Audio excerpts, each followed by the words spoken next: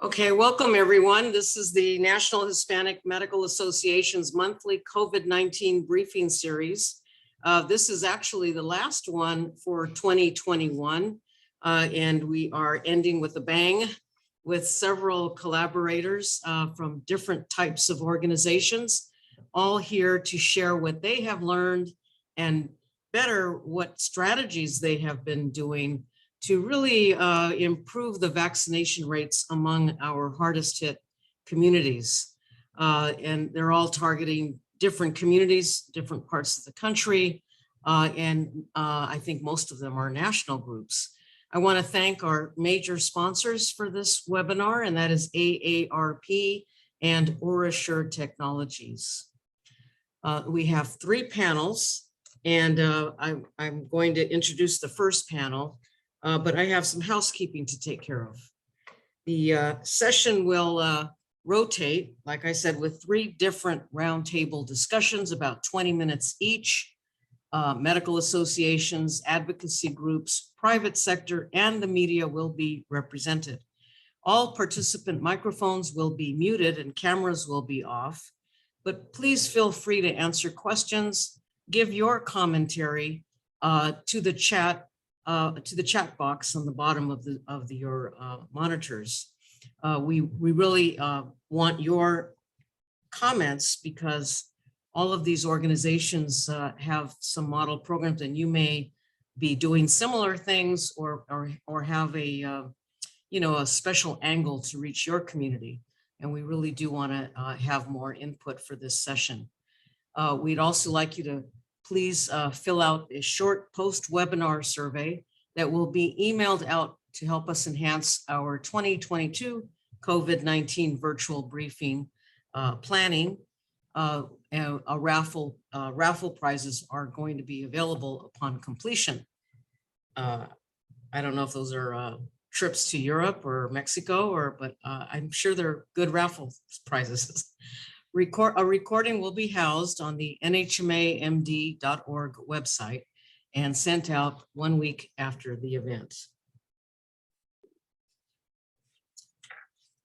In terms of the National Hispanic Medical Association update, just briefly, we have been working all year with the CDC on our Vaccinate for All campaign. We have two websites that were launched for Hispanic Heritage Month. Our hispanichealth.info, which houses English and Spanish information, not only on COVID-19, but other diseases that we are advocating for, especially in our communities like obesity. Obesity is really fundamental, and we have found it's really been obese patients that have had the worst outcomes because their lungs can't expand with this respiratory virus. In heart disease and diabetes and HIV. We also have our VaccinateForAll.org new microsite, and we'd like you to register to become a champion with us to help us with expanding our social media messaging or making your own PSA video for our Instagram accounts. And we also do very much work with NIH and the All of Us research program. You may have heard it's really a program for 1 million participants to be able to have an open source research participants for the next generation of researchers. And you can contact Vito at vgarrity@nhmamd.org if you'd like to get more information on that. And we also have our CDC HIV program to really support the education of HIV, Latinos with HIV. And we want you to contact Sophie Seibel at sseibel@nhmamd.org for that. And in terms of advocacy, we are currently supporting the TROA bill, which is the Treat and Reduce Obesity Act, to expand coverage of prescription drugs for chronic weight management. I don't think, and there's several companies that are actually looking at this. I don't think people realize that when Medicare Part D was created, there was an ability for legislative reimbursement for bariatric surgery, but not for medications. So we're working backwards here, but we really know how obesity is important in our communities. And I think just mentioning that in terms of advocacy, this week, next week, we're very, very concerned and supportive of the Biden administration's Build Back Better, because we know our families and our caregivers, our children need all of the child and family new benefits that will be part of the Build Back Better, and also the infrastructure and climate justice for more jobs. And again, it really is for the working families in our country to have a better life. Next slide. So this panel one, I am going to introduce each speaker. Let me see if I have a list here. I'm going to introduce our first speaker, second speaker, third speaker. Let me introduce all of them, and then I'll ask them each a question. The first one is Dr. Bobby Mukkamala from the AMA. Thank you for being here. Next speaker is Tracy Sun from the Asian Pacific Islander Forum. And next speaker is Dr. Rachel Villanueva, President of the National Medical Association. And thank you all for joining us on this first panel. So I have a question for Dr. Mukkamala. We really would like to know how the AMA has been working with partners and within the communities. The AMA is national and has all kinds of state delegations and even county level medical societies. So I'm sure you have a lot to tell us about strategies and planning for to improve COVID-19 vaccination rates, especially among adults. Yes, thank you so much for the invitation for this evening. So since the start of the pandemic, the AMA has been working to provide science-based information, in addition to financial support, PPE, to help physicians in these communities to fight the pandemic. Ever since the vaccines became available, we've encouraged patients to take this important step, because we know that vaccines are safe and effective at preventing severe illness and death from COVID, but there remains this understandable mistrust, particularly in the Latinx community, the Black community, the indigenous communities in our country, because of a longstanding history of unethical practices in the past, research, stories that many of us know. But to overcome this hesitancy, we've worked with the Ad Council and the broader medical community, many of which you've mentioned, even at the local level here at the county level, for example, to increase that public trust and boost vaccination rates. And one of our most important roles is to stand on the side of science in a world that we've all seen is so full of misinformation, disinformation, politicization of this pandemic. And so as physicians, we find ourselves sort of a war on two fronts, one against the virus itself, caring for sick people, but also against misinformation and social media. So fighting this information to increase the knowledge about safety and efficacy of vaccines.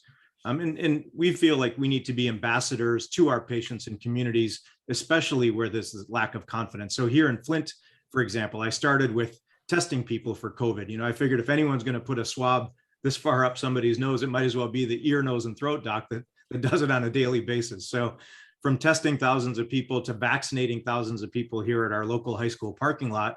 But now, the low-hanging fruit has been plucked. Now we're trying to sort of have those conversations with patients in our offices. We're not doing 1,000 people at a time. At the local church where they're doing vaccinations, at 5 days a week, there's 10 people volunteering and they might vaccinate 10 people in the whole day. So now is the higher hanging fruit that requires conversations. And we see that disparity here in my community. So if you look at zip codes in Genesee County where I live, the southern part of the county, the more affluent part of the county, has a 70+% vaccination rate. Here in the city center where my wife and I happen to live, it's under 40%. And that's just because it's an urban area, mostly young, mostly Black neighbors of ours that are hesitant to get the vaccine for the reasons I mentioned. So in addition to that, we're also working on prioritizing equity and health equity in general.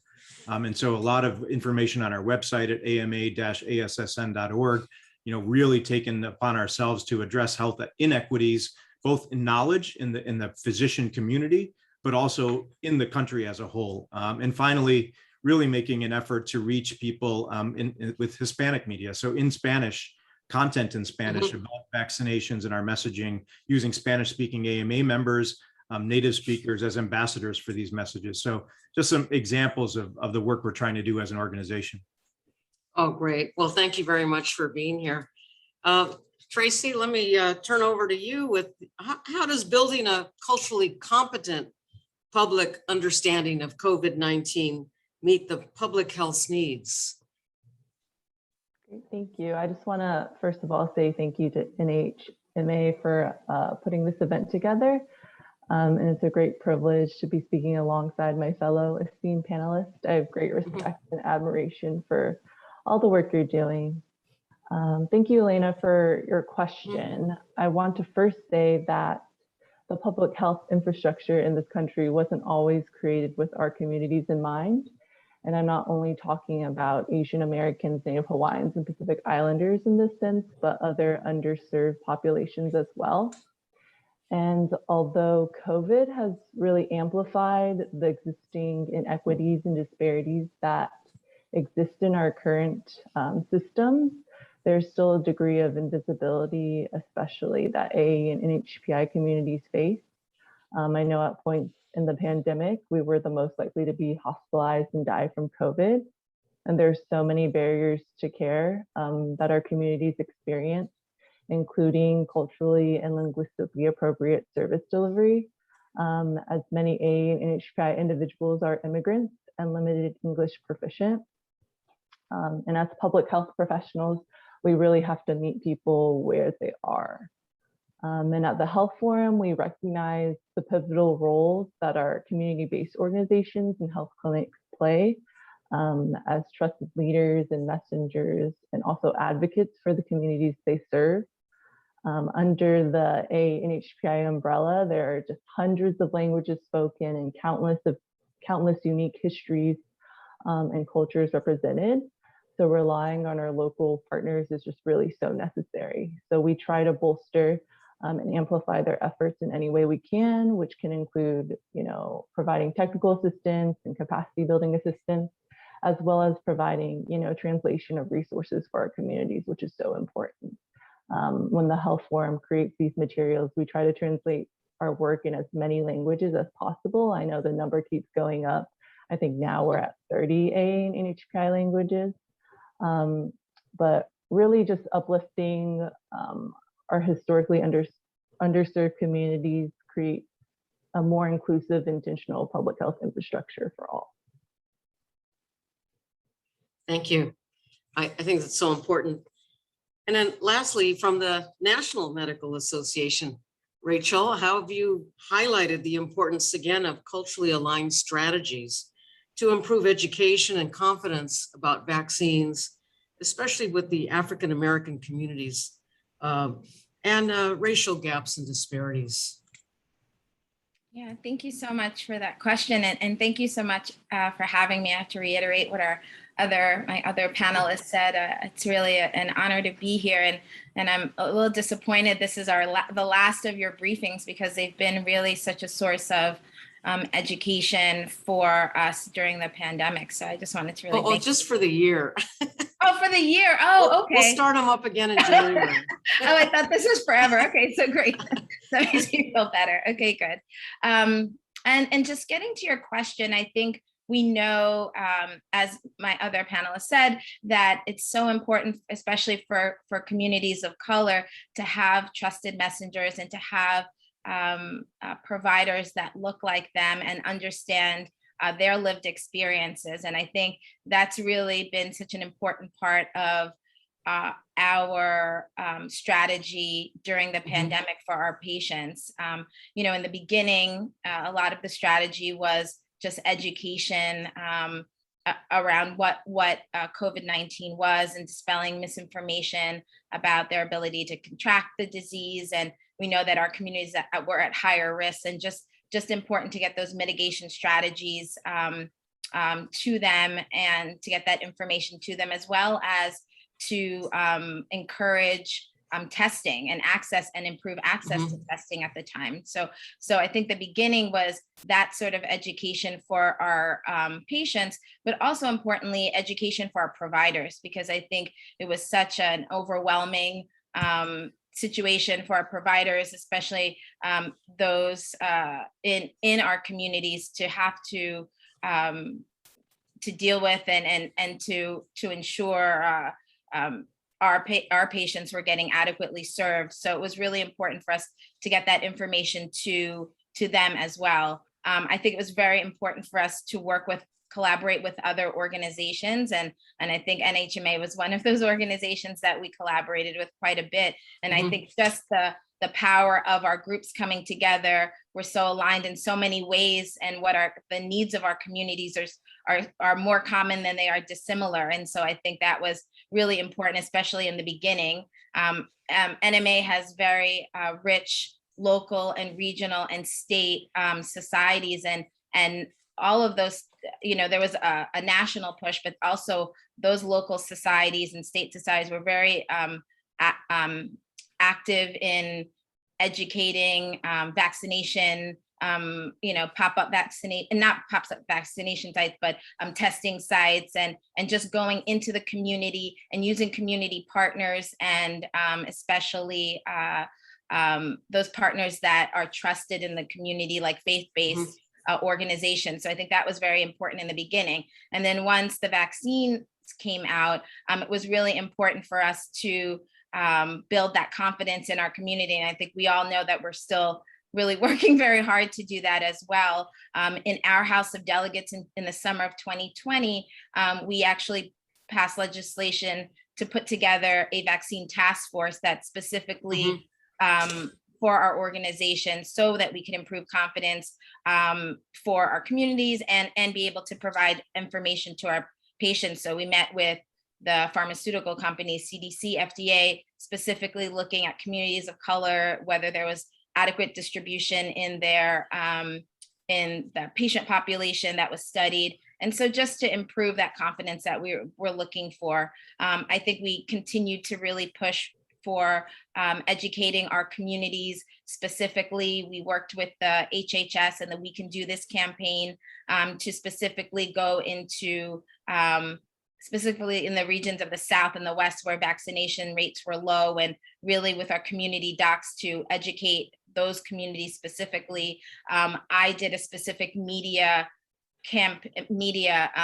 briefing for African-American and Black media outlets, and then subsequently did a big push for with Black newspapers and Black radio, specifically just answering things that you would think were very basic questions about the vaccine that we think we all know at the are very common, but that misinformation is still has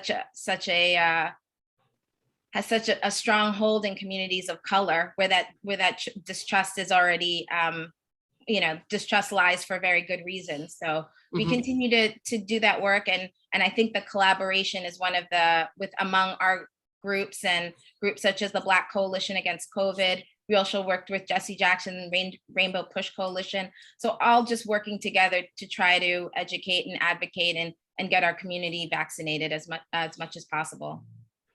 Thanks. And I know you actually answered the next question already that I'm going to ask Dr. Mukkamala and Tracy, just to answer, following up on Rachel's comment about collaboration. What do you think you've learned because of COVID-19, maybe new partners, or let's say the collaboration with new communities that perhaps the AMA or the Asian Forum hadn't worked with before? Has it opened doors for collaboration in any way? Dr. Mukkamala? Yeah, absolutely. In fact, I think if anyone emerges from this pandemic, God willing, sooner than later, if they haven't learned that it takes an entire community of healthcare workers to take care of a country in a situation like this, then they've really missed an opportunity to learn. And organizationally, we have learned that lesson. It's something that we are enjoying, the ability to collaborate with others. There was an email that went out saying, we need content that is culturally specific, that is language specific. I mean, we didn't have the tools to do that, right? It wasn't anything that we were ever called upon to do. But now we know that that's critical. Right here in Michigan, I'm a member of the Protect Michigan Coalition that the governor put together, and there are multiple subgroups. And so I'm working with the Asian Pacific American subgroup to make culturally appropriate, language appropriate outreach about vaccinations and the science behind them. And so, yes, building these coalitions is something that I hope we won't need to use these coalitions for a long time to come, but it's exposed the need to work together to create the culturally appropriate content to move the needle on this pandemic. Yeah, and I have to say that the NHMA actually started working with the AMA when we were created in 1994, and the same year we started working with Phyllis Kopriva was in charge of all the new sections that were started. The IMG, the women's group, and the minority group were all started by the AMA at the same time, and we've been at the table ever since with the representative from our board. And so thank you for that. And thank you. And Rachel too with the NMA. We've worked with the NMA ever since we started our organization in '94. Lucy, what collaborations have you learned about, through COVID? Yeah, so we actually formed the National AHPI Health Response Partnership with our different national, state, and local community-based organizations we work with. And I think the pandemic has really taught us the importance of CBOs and the roles they play. And moving forward, I think there really needs to be an investment in this public health infrastructure at that community level. I know with, things like COVID, the grant cycle and funding cycle tends to be shorter. So just really emphasizing that sustainability for the future, because there are going to be more public health crises to come, and we're going to have to rely on local partners to help us. So I think sustainability is really key. I can't agree more. And I'll just say for the National Hispanic Medical Association, sustainability is really on our minds. We're going to have our 25th anniversary conference, and I know compared to the NMA and the AMA, it's not a long time, but we have now developed chapters, and we're developing our councils by discipline to have different types of disciplines where doctors and residents and even medical students can meet each other through their discipline. But one thing we've done with the collaborations is, and we developed this in 2004, our National Hispanic Health Professional Leadership Network, which are all the national groups that are Hispanic health professionals. So we're doctors, but there's the dentists, the nurses, the pharmacists, the social workers, the dietitians, the physician assistants, or physician associates now, and mental health groups. And we've brought them to our conference every year, but this year with COVID, we've been meeting every month. And being able to share speakers from the White House or from HHS to be able to encourage them to keep doing what they're doing. And I think all of us have a role as national groups to encourage and to build enthusiasm, because it's so hard to get burnt out. And I know that mental health is going to be the next wave of policies for providers. And that's what we all are in terms of healthcare. So I'm gonna turn this over now to our next panel. Dr. Aquino is going to introduce herself and the next panel. Thank you very much, everybody. I'll be back at the end.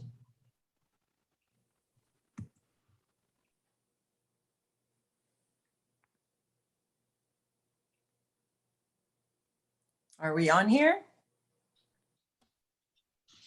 Yes. All right.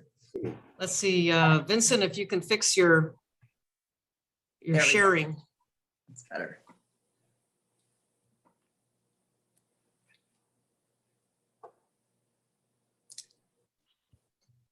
Okay, that's fine.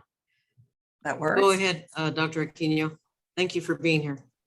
Oh, thank you for having me. I'm Dr. Michelle Aquino. I am very happy to be here, and thank you for the invite. I am an internal medicine doctor and have been a hospitalist and in patient care for the last 20 years here in Jacksonville, Florida. I am also a medical correspondent for the local news on CBS station, Action News Jax. And again, very excited to be here. All things COVID. I'm glad we're all together doing this and informing each other of how to better do this going forward. So today I am going to be leading the second panel, which is going to be focusing on telehealth and testing in these times. And on the panel, we have two gentlemen that are going to guide us through. And I think let's just get to the questions. So the first question is going to be on telehealth. And we're going to be speaking with Dr. Hilton Perez, who's a clinical chief officer for Hoy Health. Hi, Dr. Perez. Hello, thank you so much for the invitation. Thank you, Dr. Rios. If we could have the next slide, please. Okay, it's very important to recognize how technology has accelerated through the COVID pandemic. Telehealth services is a wide term for multiple technological platforms. We have remote patient monitoring, telemedicine, and platforms for medication access that will help our minority vulnerable populations. Why? We have a complete end-to-end platform that focus on minority and vulnerable populations, the uninsured, underserved, underrepresented populations, those looking for be served and fulfill the triple aim. Higher access, quality, improve efficiency, decrease cost, and promote better patient satisfaction. All of this is started through partnerships with the Federal Qualified Health Centers and minority organizations. We treat patients in a spatial way, kind of a white glove service. We started English and Spanish, and at this point in time, we're able to promote cultural, linguistic, social services in 19 different languages. And why this is so important?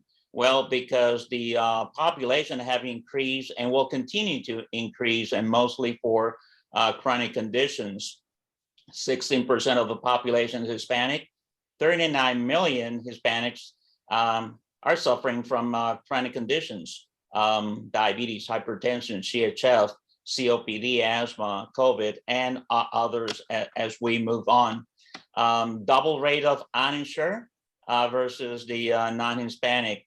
And we see multiple barriers. We are trying to conquer those. Patients are not able to obtain their services due to cost, language, and cultural differences. One thing is Hispanics are on highly use of technology. 84% are connected and family and friends. So this was a great opportunity to escalate and provide technology to fulfill some of those services. Next slide, please. One of the services is telemedicine. This service is low cost for the uninsured population. One consult with bilingual providers, 30-day supply of one generic medication as low as $79. We have identified over 100 physicians bilingual through the United States, and we have over 600 generic medications available, distributed through over 70,000 pharmacies across the United States.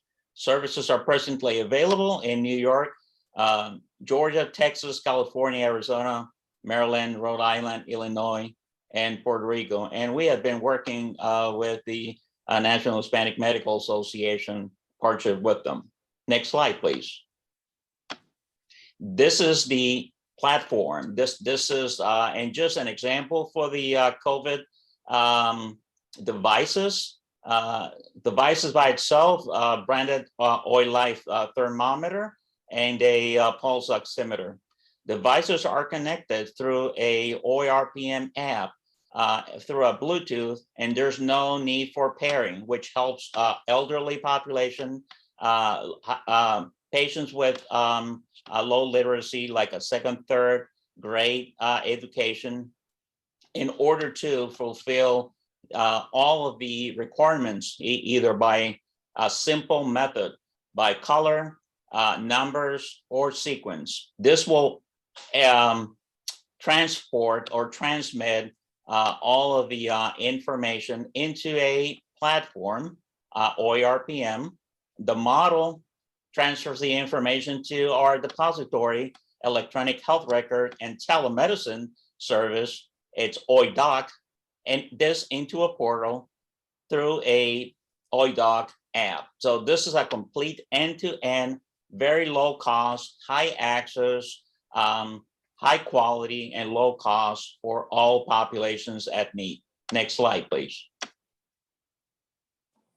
What are the benefits? High patient engagement, high medication adherence, high compliance, cost-efficient service, low cost, high accessibility, immediate transfer of information from devices to the medical record to the organizations or primary care provider, if that's the case, and information to their health electronic records. Very easy to use, as I explained before. We could do multiple monitoring throughout the day without limits. Digital health information, it's PHI and HIPAA certified systems, timely intervention with to avoid condition regression. So we progressively have determined through research studies, patient improvement and patient control in multiple aspects. And we have reduction in 30-day readmissions and ER diversion, decrease patients to be admitted in the emergency room or seek services because they don't have a primary care provider. What are the opportunities?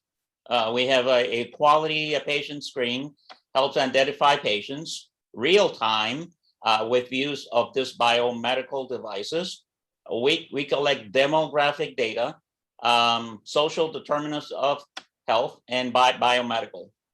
This technology had provided us access to a complete platform and has been assessed by medical, epidemiological, and clinical specialists behind the scenes following results and research capabilities. Access to telemedicine and low-cost medications, early identification of symptoms to avoid critical care use of hospital and hospital admissions, and data collection for research. At this point in time, we're working together, research partners with the Mayo Clinic and the Arizona State University with #1 innovation research in the United States. Next slide, please.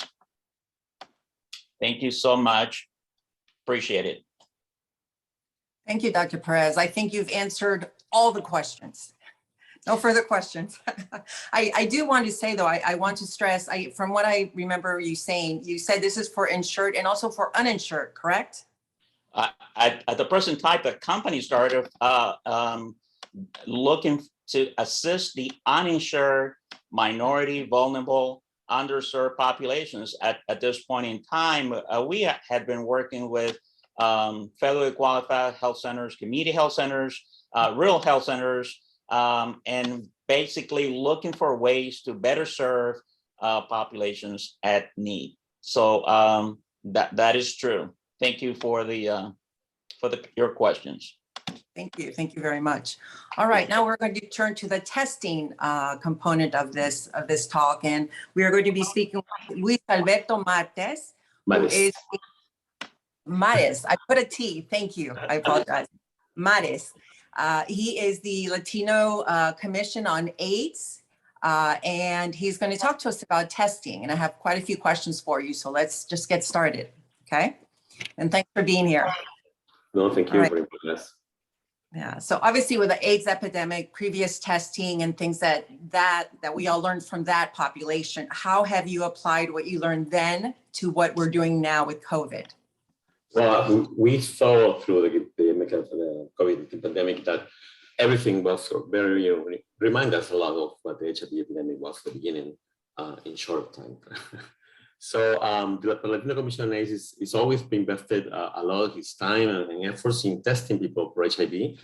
So the very beginning, since 1998, actually, when we started doing that, and in 2003, we created a campaign, National Latino AIDS Awareness Day, in which we promoted nationally awareness on HIV testing at that point. Now that the campaign has changed a little bit and include more things than it was at the beginning, but it was focused on HIV testing at the very beginning. So we know the importance of HIV testing in our community because there's still many people that have not been diagnosed with HIV, who are living without diagnosis with the virus, and transmitting it to other people.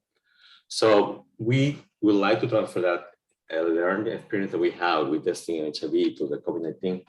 We haven't been able to test for COVID-19, but we knew the importance of it. So we actually refer every client that came for COVID-19 testing to adequate venue, hospital, clinic, whatever venue was near to us in Manhattan.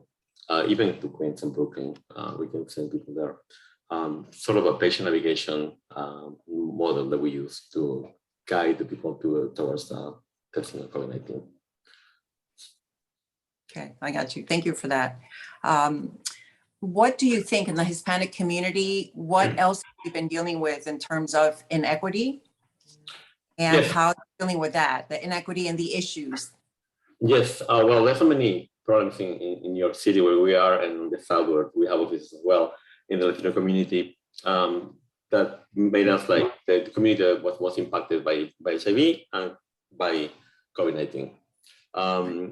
I was actually talking to the person that runs the programs in the commission, and I was asking her, what is it? Because I don't work with the programs, I work with the clients, I work in the office.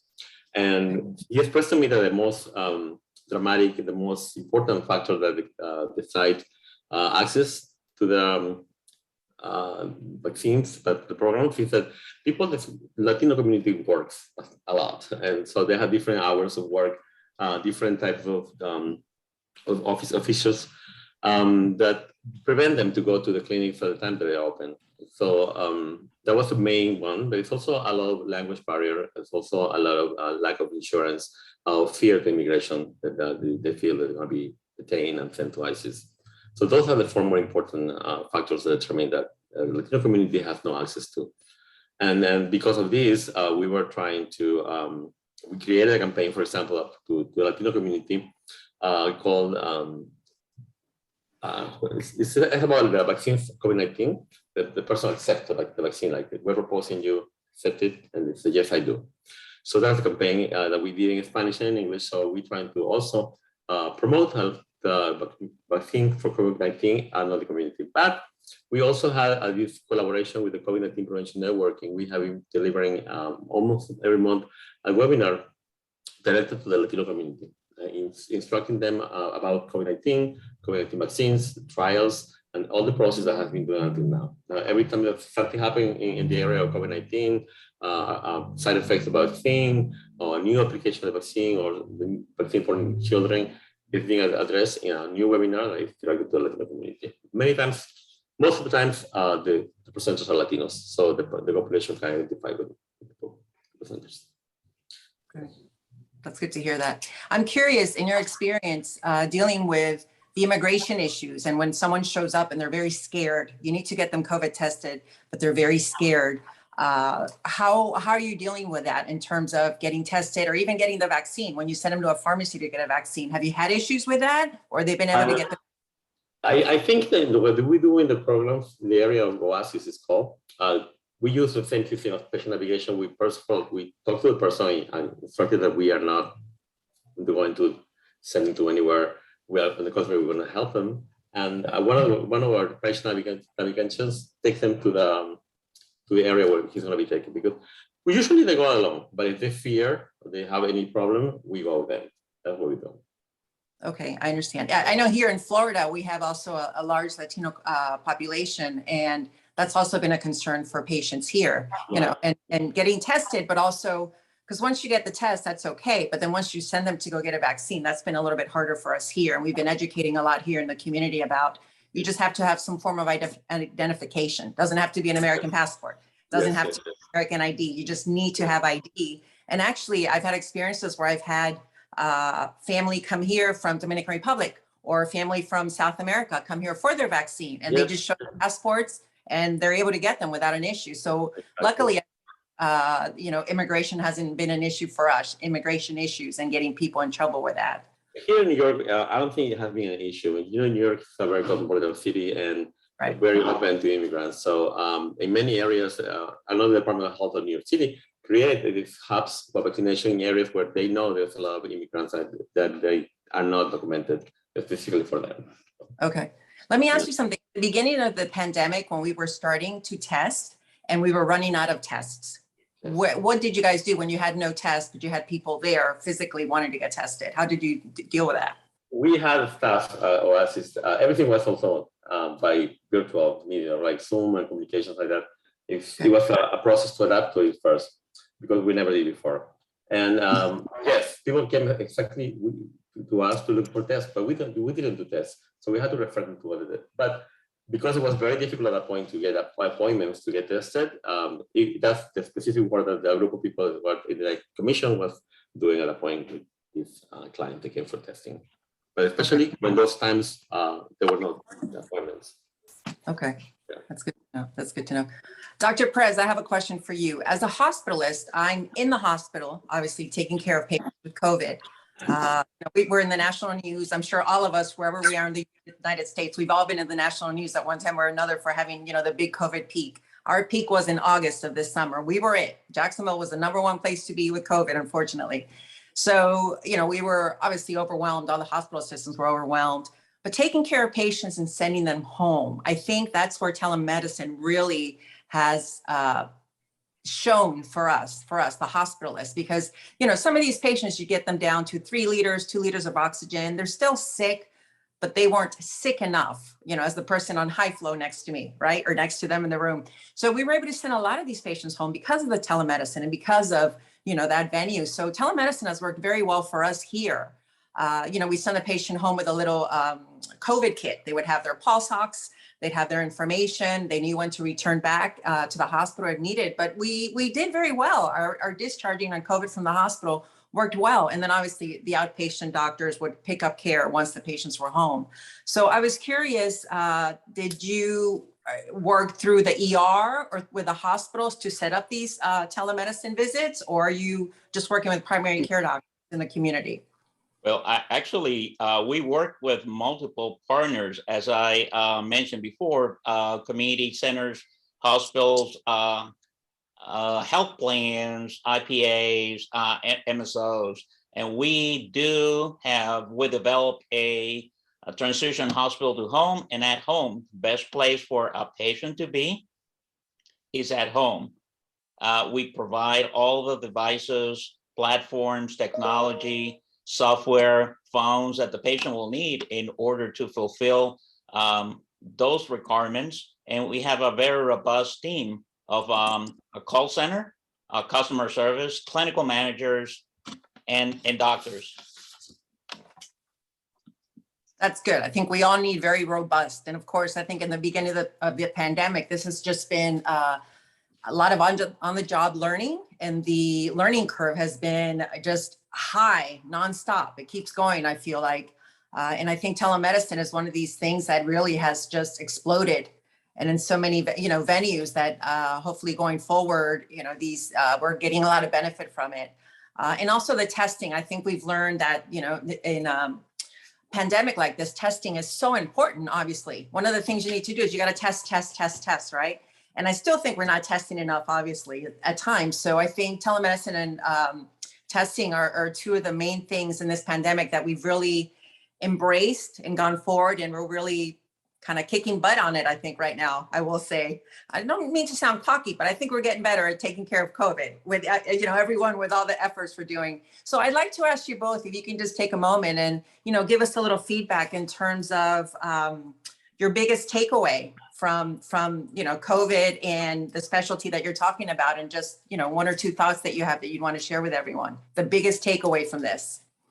Well, I think like the Commission and the Hispanic Health Network have learned more. I mean, we already did that work in collaboration with different organizations, but I think we did it more this time. It was stronger this time, and things were, we get to succeeding some of the goals that we set in this pandemic, and the other one that we were all still managing with NHMA. Yeah. It's good to know. I do feel the same way. We had been very successful at working together, partner with organizations at the basic, community organizations that provide essential, vital, services and information to our dear patients. So we had been very grateful for that. Oh, it's lovely. You know, it's interesting. I have a takeaway from this talk. I didn't think about how in tune Latinos and Hispanics are with social media, but it's true. If you think about, you know, all my older aunts, all my, you know, grandmas, everyone's on social media, right? That's why we have Facebook, so they can see all the pictures of the grandkids. So it's an interesting point, but that's true. That is a venue that we definitely need to use. And then I think my biggest takeaway from all this is just, I feel very proud. I feel very proud to be part of a system where we've all been very collaborative, and really we are just trying to take care of patients. We are trying to take care of patients, help them through the process before, during, and after. And I think especially the Latino and Hispanic community, you know, they need warriors. So I'm glad to be a warrior right now with everyone on this call, and just very happy and very proud of all of us that we've been, you know, hanging in there, showing up every day for work, and just going forward and fighting the good fight. So I just feel very proud, and I'm glad to be part of this group. Thank you so much. Thank you. Thank you for having us. Let's see. I think Vito's going to get us now to the next group, correct? Yeah, I will share my screen. Is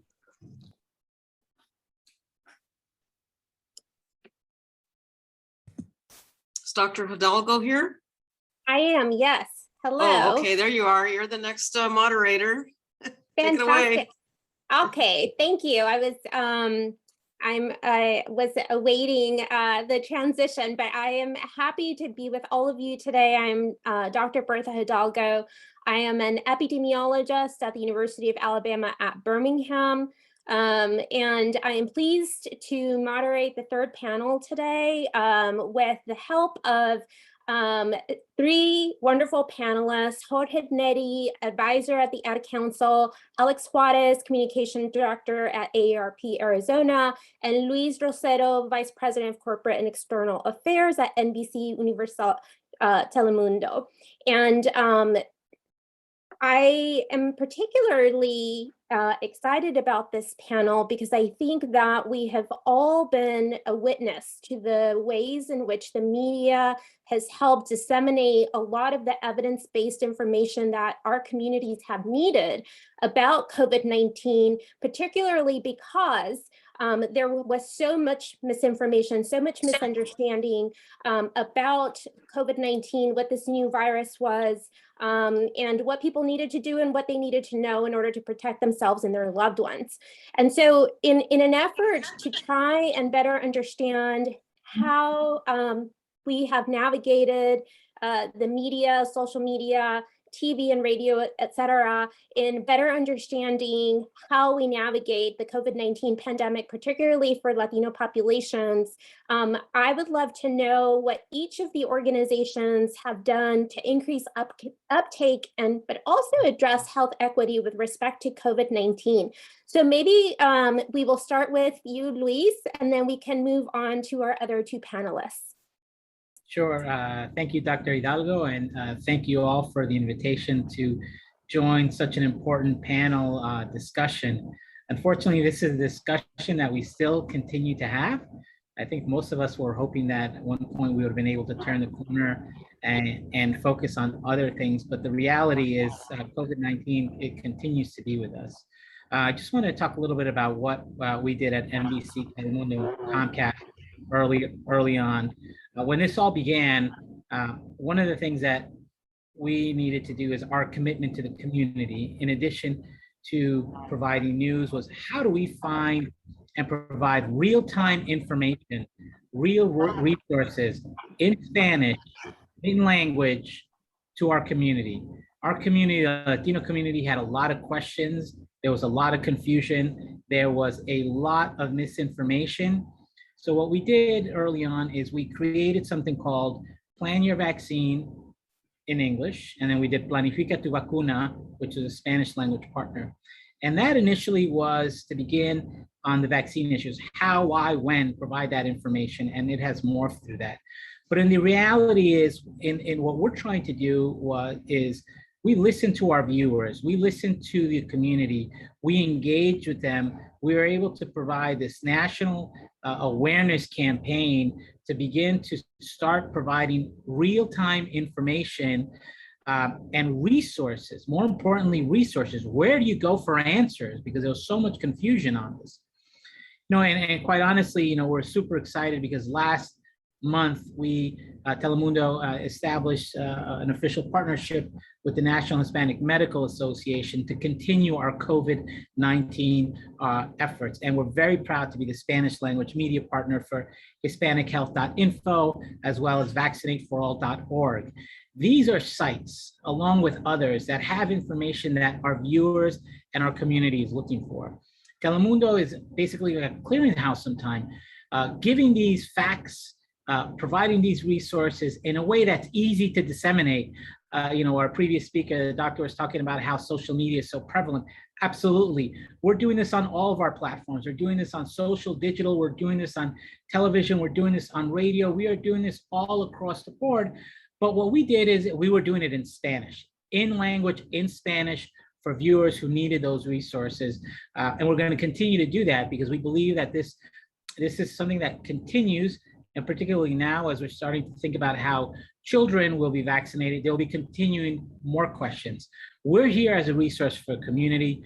We ask everyone here, think of us as a partner. We want to make sure that we provide that information real time in a real easy manner to everyone available. Thank you for that wonderful synopsis of the work that you have done. Jorge, maybe you can speak to the similar efforts that the Ad Council has been involved with. I know that I have worked with Unidos US, and there are other organizations that work well with the Ad Council. Any comments you'd love to add with respect to this particular topic? Absolutely. Thank you, Dr. Hidalgo. Our approach at the Ad Council was to be able to create culturally competent events that that met people where they were at. That was online and also on the phone. We kicked off teletown halls, which was a strategy that we implemented because we saw that there was a lack of access to online resources in our community, and we wanted to be able to call people directly. And through that, we've had a very successful turnout. We've done a more regional approach. We've targeted California, Nevada, Arizona, New Mexico, Texas, Florida, North Carolina, South Carolina, Georgia. And we've generated tens of thousands of calls in these areas when we do these teletown halls. And one of the things that we realized early on was that our community wanted stuff in Spanglish. It was this turn that we did in a test that we ran, and we saw an increase in viewership. We saw an increase in participation when it came to questions. And for us, it was a new strategy that we implemented. So a lot of our material you'll see now already came in English and Spanish, and comes in, now we also have Spanglish for folks that just want a more culturally aware type of material. We've also created things like toolkits where we create easy and accessible PSAs, social media graphics that organizations can use and cut in their own branding.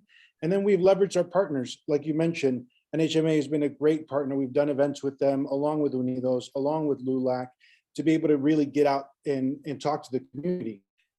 We've also worked closely with our media partners, like Telemundo, to host national town halls. Today, what we had a town hall with Vice targeting millennial Latinos, hosted by Paula Ramos. And we were very excited to be able to do that in English and Spanish as well. And through the work, we've generated, give me 1 second, we've generated so far 19 events, over 1 million views in all sorts of, through calls, through YouTube views, etc. And we reached almost 3 million people. In addition to that, we launched a PSA with the Pope. I'm sure some of you have seen it, and this was working with our partners as well to be able to work across really the country and in South America and Latin America, I should say, with cardinals from those areas as well, to be able to talk to the different communities and really just show that we were trying to leverage anything from celebrities to real people to reach out to also rural Latinos that live in rural communities. We just launched a PSA this past week with a football coach, second generation son of farm workers, who is a football coach at a HBCU in North Carolina, and really talking to what it's like for Latinos in the rural communities and how to get access and where to get that information. So that's just some of the work that we've done. And it's really helping amplify the work of our partners and building strong coalition. That's so fantastic and so great to hear. I know that I've witnessed some of it myself, so very grateful for the work that you, Luis, and Jorge have done. And Alex, I was fortunate to be part of an event that Boderistas partnered with AARP on to do some of this communication with respect to aging in the COVID-19 pandemic era and how we do that successfully, particularly because early on in the pandemic, our older generation was so severely affected until we had access to the vaccine. So I would love to also hear your thoughts about the ways in which AARP has helped to increase uptake, but also address these equity issues, and have heard Luis and Jorge also address some of those trust strategies that they have built in as well. Thank you, Dr. Hidalgo, and to NHMA and Dr. Rios. It is our pleasure to be sponsors of this event, and it's an honor for me to be part of this distinguished group of panelists. As you may know, AARP has been working to promote the health and well-being of older Americans for more than 60 years. But in the face of the coronavirus pandemic, AARP is providing the information, the advocacy, the resources to help older people and those caring for them protect themselves from the virus, from preventing from spreading it, and also to cope with the health problems and financial disruptions that are associated with the virus. Blacks and Latinos are dying at a higher rate due to COVID-19. And these disparities are not random, but instead are the result of inequality due to a lack of social, economic, political opportunities. And AARP has always fought to build a more equitable society and to advocate for programs that empower all people to live and age with dignity and purpose, because we know that discrimination of any kind corrodes our communities and our society from the inside out, and it really frays our democracy. During these difficult days, AARP used its voice, resources, and trust in our brand to continue our fight for what is right. And one thing is very clear: we must unite as one and commit to creating a country where every person has the opportunity to live a life of dignity, good health, and economic opportunity and purpose, regardless of race, income, or age. And when we do that, we will create a better place for us and our children. So you're absolutely right. You know, there's a lot of disparities out there, and we've been battling these and helping out the diverse communities. Thank you for that great summary and explanation of the ways in which AARP has really helped so many of our communities. I know that I have shared many of the materials as well with our local communities and organizations and groups. I, as an epidemiologist, started to hear about the novel coronavirus at the end of December, very early January. I was very struck by how little I was hearing about it, and really early, like late February, started talking to my family about this new virus, what was happening in China, and how I thought they needed to protect themselves and what actions they needed to take based on the information I was getting as a scientist at the time. Maybe we'll work in reversed order and start with you, Mr. Juarez, about some of the specific education efforts. I know we talked about the strategies, but can you talk, and we'll go across the panel, of course, but can you talk about the specific education panel efforts that have been asset-based and that have not reinforced the narratives that have been damaging and disproportionately, misrepresenting the Latino population, which was disproportionately affected, of course, during this pandemic. Because I think that, I know that I was summoned to make media appearances and give talks in town halls and that sort of thing, because there were so few Latinos that were in positions of having knowledge about not only the virus, but also the treatment and so forth, that could put a face to the Latino population and have someone that they could identify with share this information on mass media. And so what are those specific education efforts that AARP, Telemundo, and Ad Council were involved with that you felt were successful and that others might look to as we now face, as you mentioned, vaccination in kids? We're looking at boosters for, those that are 6 months out, et cetera.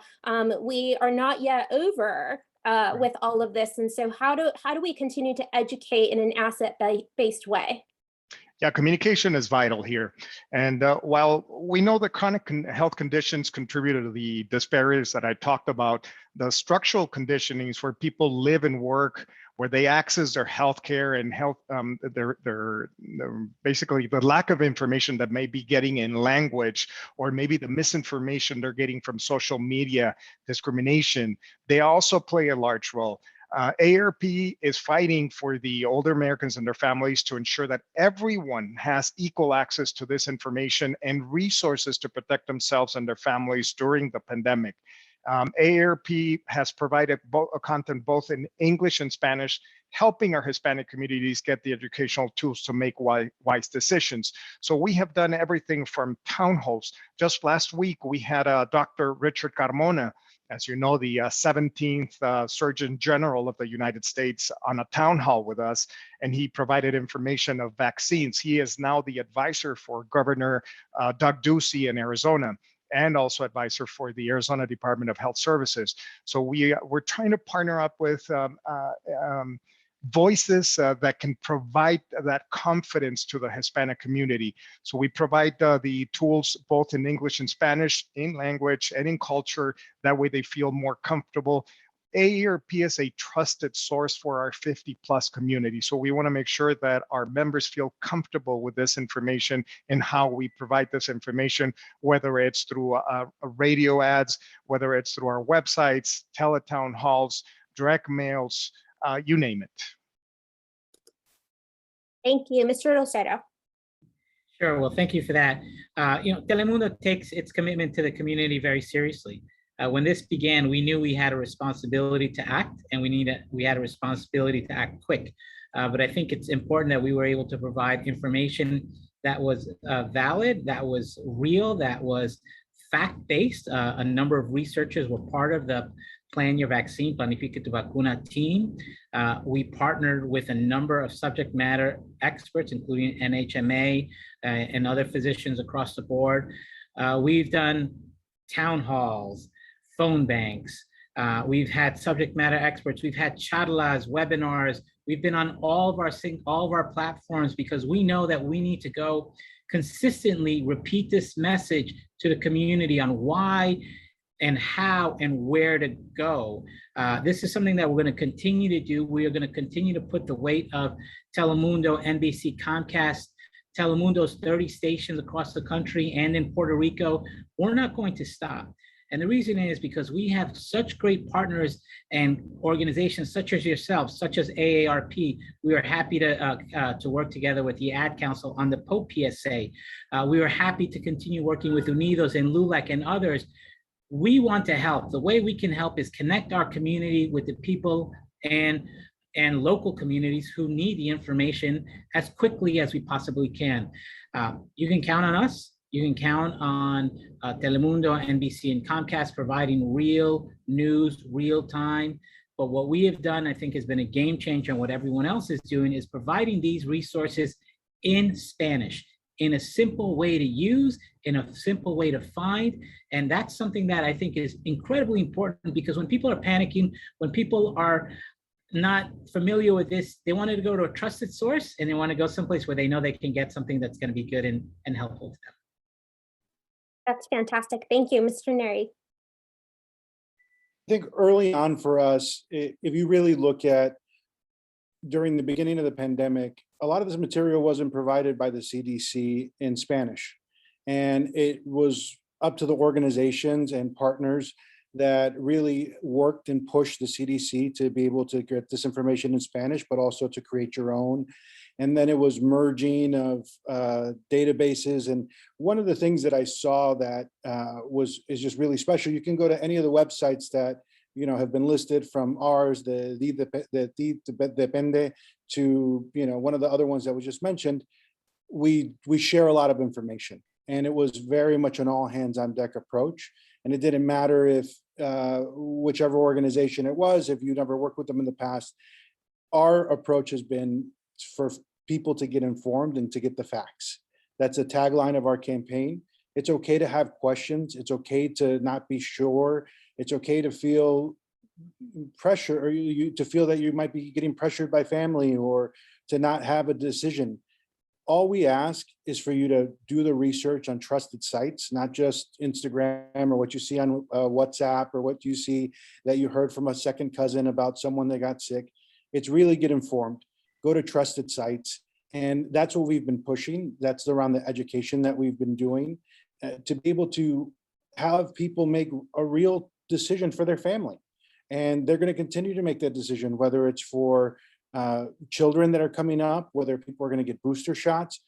For us, it really is making the best decision for your family and getting informed. And that's what our entire campaign has been about. It hasn't been to try to shame someone to get vaccinated. It hasn't been trying to bully anyone to get vaccinated. It really is about making sure that you do what you can to get informed from reliable sources. And I think that's the key thing, reliable sources, to see that this is something that we can fight back and we can win as a community. It is not just for you, it's for your family, it's for your friends, it's for, you may be young and very healthy, but maybe you have a cousin that isn't, or maybe you have a grandmother that isn't, and you put people at risk. And this is something that is what I mentioned in the beginning, bigger than any organization, bigger than anything. It is really all of us coming together to find a solution and to make sure that we do our best to make sure that people are informed. Oh, absolutely. I could not agree more. I think unidos ganamos, right? And that's really, I think, the way that we get out of this together with our loved ones and our families and so forth.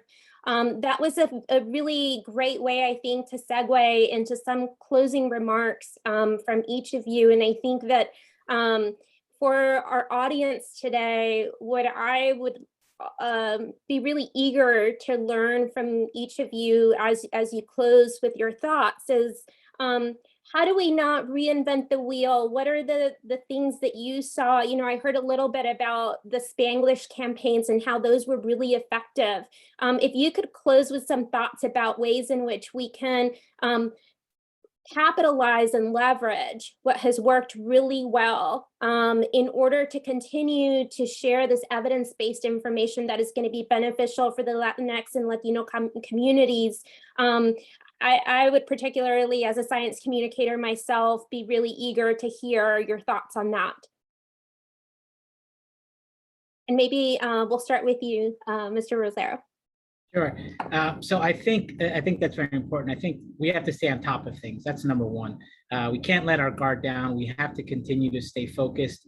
There's a constant need for information and to keep with up-to-date information. I think one of the things that is extremely helpful, that is a good practice, is having these trusted voices, subject matter experts that we have had, whether it's on a news interview, on our social digital platforms, be able to talk about what is actually really happening, answer questions. There's a sense of people are afraid, they're intimidated, they don't know what to ask, where to go. What we're trying to do is provide that information in an easy place where families can feel safe, that they can feel confident that the information is valid, that they can use that information to help make their own decision and go to resources where they can get more. We want to continue to be this portal of bringing everyone together, We're working with everyone and anyone to make sure that we can provide the best information possible for families to be able to take care of themselves. These are life and death matters. This is something not to be taken lightly. We want to make sure that everything we possibly can do is supporting the Latino community. The Latino community is looking for all of us, everyone who's on this call right now, for answers. We want to make sure that our responsibility is to providing those resources that are correct, that they're accurate, and that they're easy to use. So for us, we're going to continue partnering with everyone here. I hope that we can continue to do all these multiple town halls, all these different phone banks, all of these different charlas, because the information continuously needs to go out. It has to be repeated over and over and over again. Until this crisis is over, we're going to be a voice and a resource for our community. Thank you. Maybe we'll go with Mr. Neri and then close with Mr. Juarez. I think the real thing here is understanding that sometimes things change, and we have to stay on top of that change and make sure that we are communicating in ways that is not only effective, but we are trying our best to reach people that may not always have access to be online or to do their research on that front. And that was something that we really worked on this past campaign. Like I mentioned with the teletown halls, it was like people, I think we were trying to fight a Zoom fatigue, but also understanding that what we saw during the pandemic was that a lot of our children were at home in school, and they were having trouble to access internet, or they were having trouble having technology. And although you may have a phone, when you're doing research about this, or when you're really digging in, you may need more support, and you may not know exactly where to go. And our approach has been making sure that we try to talk to everybody through the small paper to work with national partners or communications folks like Telemundo and networks like Telemundo, I should say.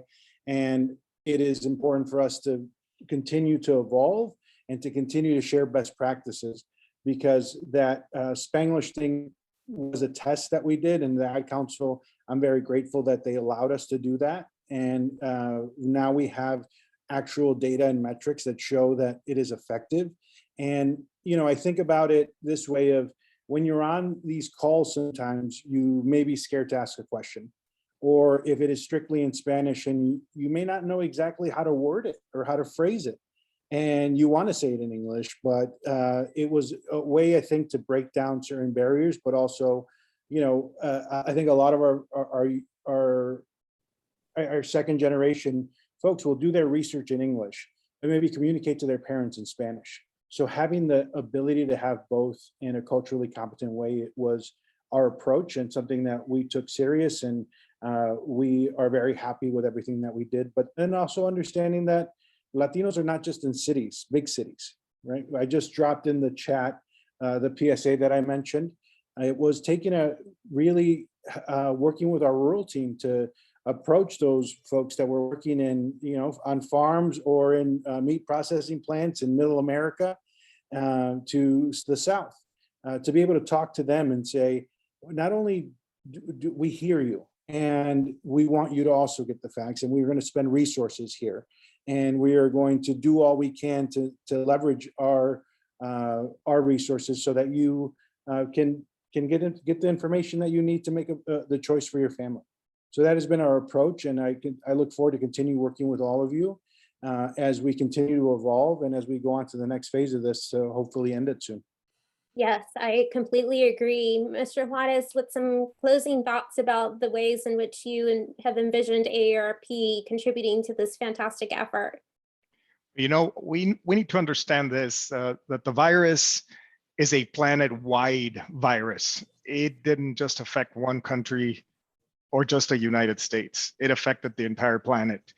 We have to take this approach that we have to work together as a planet, as human beings. In our nation, we need to be together. We are so split, so divided that we need to change that. The virus doesn't care what our race is, what our background is, what our political affiliation. So we've got to get that behind. Forget about that. We can't go wrong with science. And over our history, AARP has been seen as a trusted source of information. We work hard to provide the resources and educational content so our members can make these wise decisions and choices. And over our 60-year history, we have worked hard to be recognized as the wise friend and a fierce defender. The COVID-19 pandemic has shed light on the stark racial disparities affecting the health outcomes for our communities of color across the country.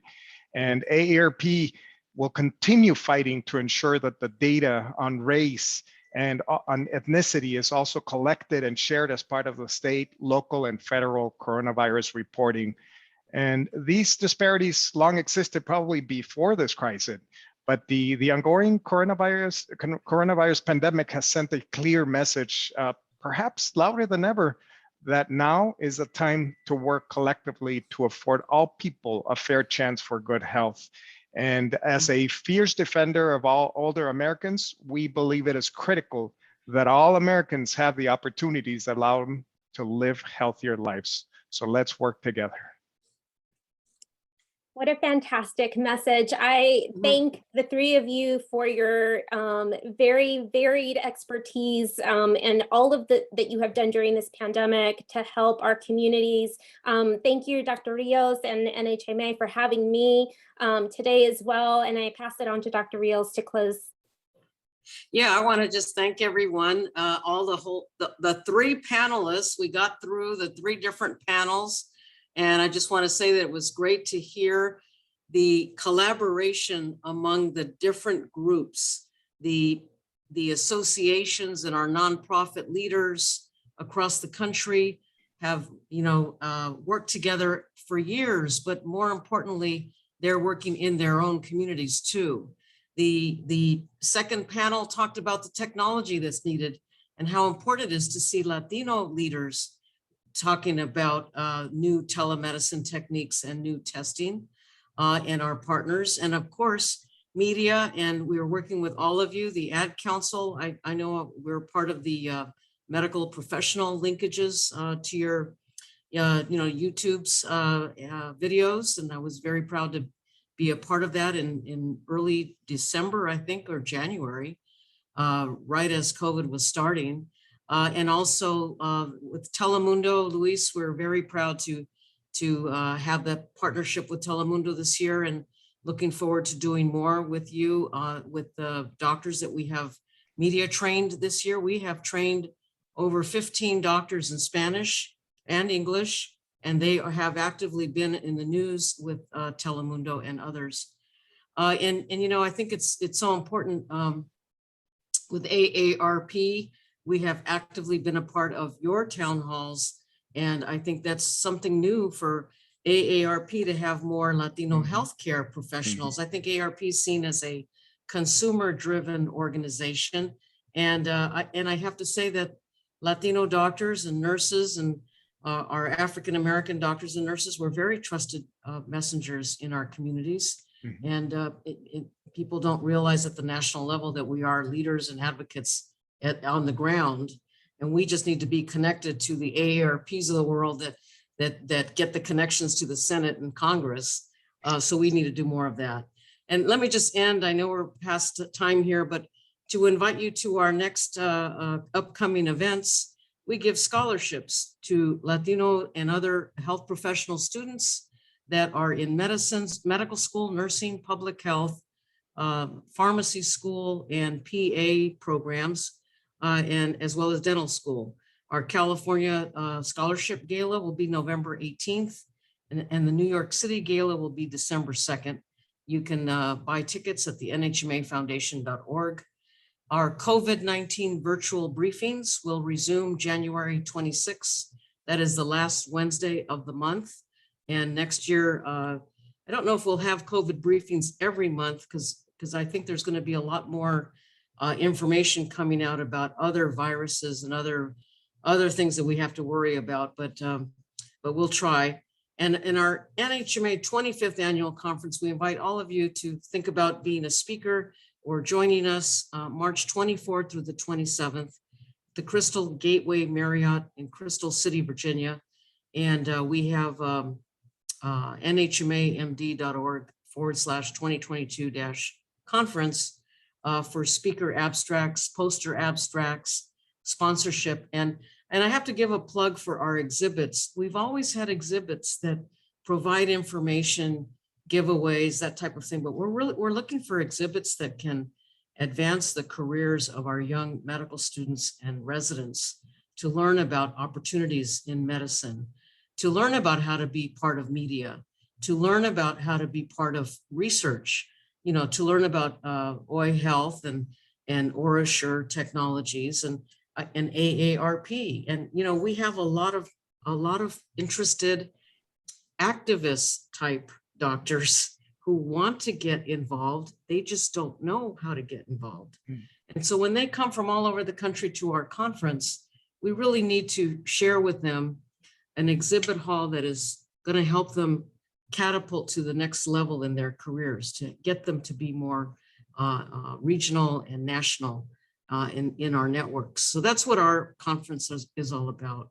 And of course, we will focus on COVID-19.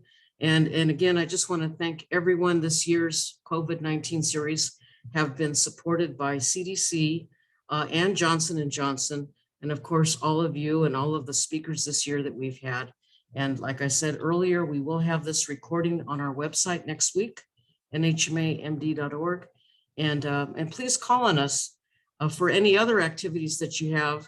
We'd be happy to nominate doctors from around the country. We have 17 chapters now, and doctors around the country, even in Nebraska, who have been on TV this year because we focused on media. And Jorge, thank you very much for the Ad Council opportunity this year too. And let me thank the staff, Vincent, and everybody at NHMA that's helped us. We've had a great year. We've actually expanded our staffing with all the communications work we've done this year. So thank you, everybody, and have a good night.